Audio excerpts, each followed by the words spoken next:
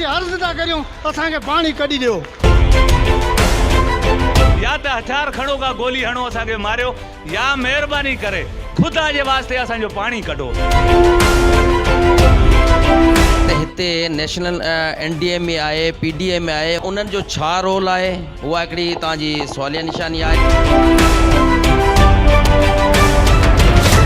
5 महीना गुजरण बावजूद मीरपुर खास उमरकोट सांगड़ जिले में बरसाती पानी न निकतो। केतराई गोठ तोड़े जमीनों पानी हेठ। हाई कोर्ट की अदालत में वकील मीर मोहम्मद नोहड़ी पारा पिटीशन दाखिल। अदालत पारा मुतलका अमलदारन के खुलियों कचहरियों करे पानी कढण जो हुकुम। अहिड़ी तरह टाउन कमेटी पिथोर में Nara canal area water board Mirpur Khas पारा खुली कचहरी रखी वही, जंहिंमें MD सीडा वली मोहम्मद नाइज, deputy commissioner Nadir Mohammad Memon, director Nara canal Ghulam Mushtaba Dhamra, PDLBD Zaheer Ahmed Memon, engineer Naeem Memon, assistant commissioner Saleem Shaikh समेत ॿिनि ऑफिसरनि शिरकत कई। खुली कचहरी के जिते बरसात मुतासिरन दाईंदे चयो त कणक बि असांजी वई, वोण त असांजा हवई विया, हाणे अॻियो चेट वरी बि असांजी कती वई त पोइ असांजो छा हाल थींदो।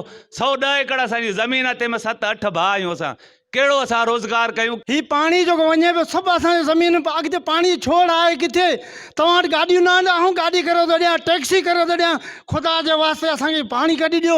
असीं अर्ज़ था करियूं असांखे पाणी कढी ॾियो। बजट या उहो तव्हांजे हथ में न आहे, पर तव्हां सिंध गवर्नमेंट खे लिखी सघो था। टेक्निकली असां तव्हांखे असांजो अहिड़ो वे आउट कढो, अहिड़ो रस्तो कढो, अहिड़ो सॉल्यूशन कढो जो इन फ्यूचर जेको असां वॾी तबाही खां बची सघूं। उन मौके ते MD सीडा वली मोहम्मद नाइज चयो त काफ़ी दोस्तनि जेके बि शिकायतूं हिते कयूं आहिनि उहे सभु असां ॿुधियूं आहिनि ऐं उहे असां लिखियूं बि आहिनि, ऐं काफ़ी दोस्तनि असांखे दरख़्वास्तूं बि ॾिनियूं आहिनि, उहे असां इंशाअल्लाह उन्हनि ते अमल कंदासीं। काफ़ी दोस्तनि जेके मशवरा ॾिना आहिनि, जीअं वकील साहबनि असांखे मशवरो ॾिनो आहे, या ठाकुर साहब ॾिनो आहे, हिकिड़ी कमेटी ठाही वञे, यानी स्टेक होल्डर्स जेके आहिनि उहे बि पार्टिसिपेट करनि, त फ्यूचर में जेके बि मनसूबा ठहनि पाणी निकाल जा, त इन्हनि जूं तजवीज़ूं जेके आहिनि उनमें शामिल आहिनि। कैमरामैन एजाज भट्टी सां गॾु नज़ीर पंवर, सिंध TV न्यूज़ मीरपुर खास।